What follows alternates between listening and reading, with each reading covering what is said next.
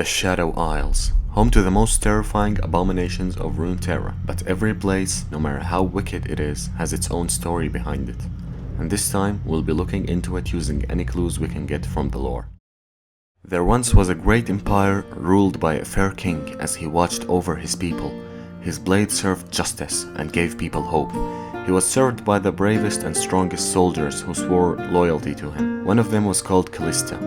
Kalista was a proud general, niece to the powerful king. She lived by a strict code of honor and expected others to do the same, serving her king and queen with utmost loyalty. Her king had many enemies, and when the rulers of a conquered land sent an assassin to slay him, only the speed of Kalista's sword arm averted disaster. But in saving the king, she damned the queen. The assassin's deflected blade was envenomed and sliced the arm of the king's wife. The greatest priests, surgeons, and sorcerers were summoned, but none could draw the poison from the queen's body. Even the king's magic could only slow its progress. Racked with grief, the king dispatched Kalista to quest for a cure. Before departing, she tasked a member of the Iron Order to stay by the king's side. He was a man that went by the name of Hecarim. Kalista traveled the world, seeking a cure from learned scholars, hermits, or mystics, but always without success.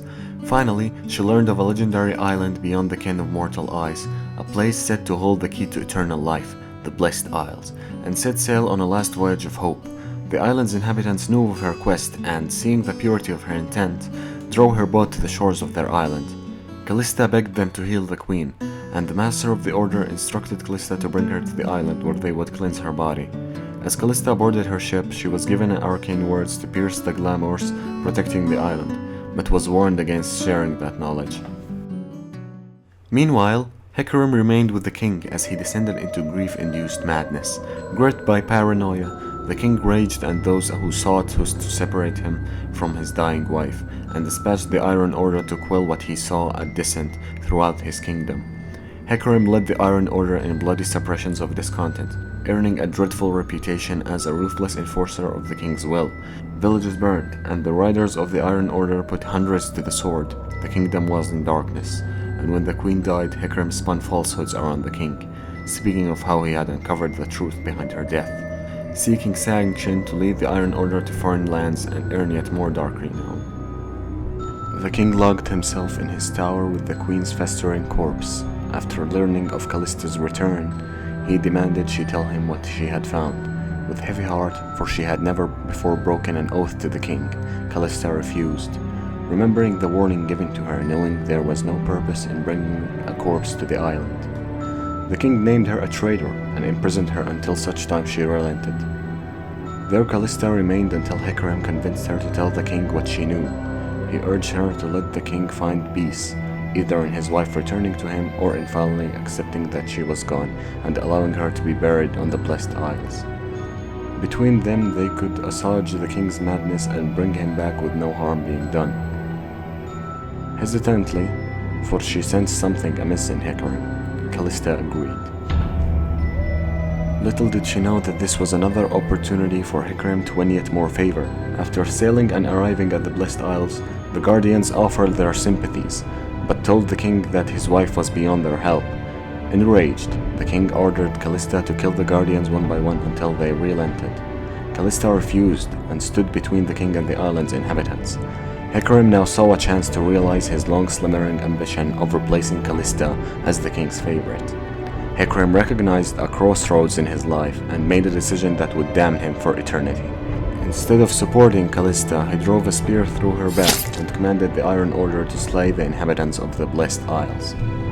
The Iron Order joined him in treachery, their own spears plunging into Kalista's body as she fell.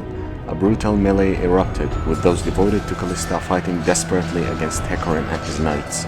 Despite their courage and skill, their numbers were too few and Hecarim's men slew them to a man. As Kalista's life faded and she watched her warriors die, she swore vengeance with her dying breath upon those who had betrayed her.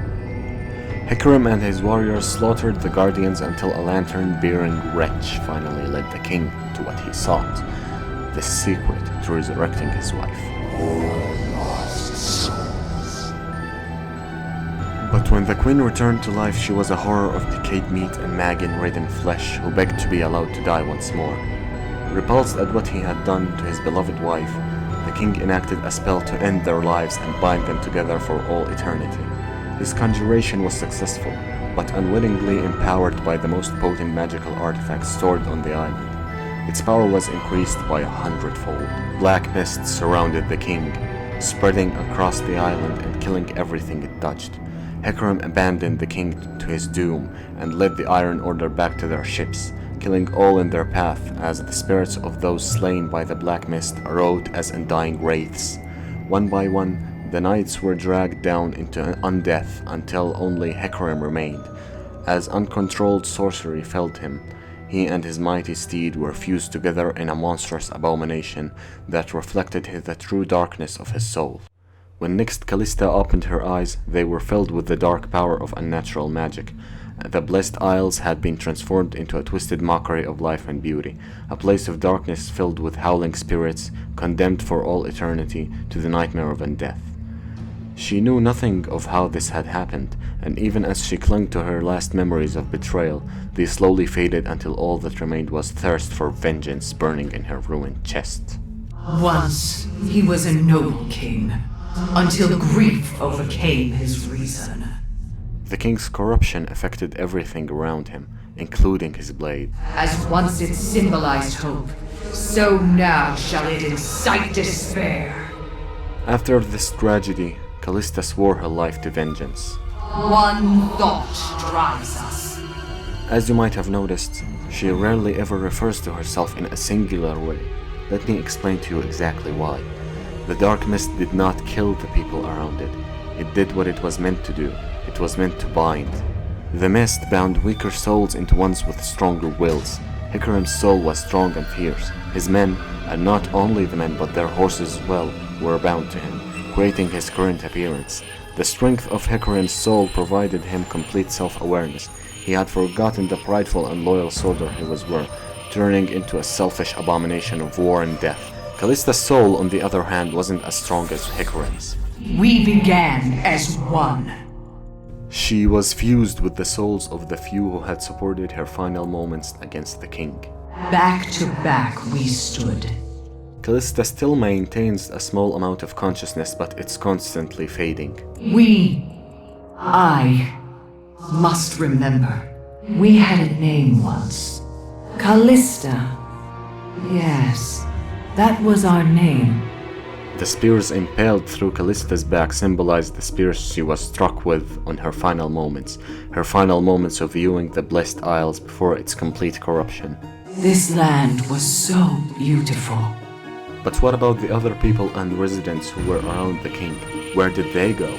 The king's soul was powerful, it was bright and willful, but that was only before his corruption. After being bound with his wife, the souls of Anowin remaining bound themselves with him.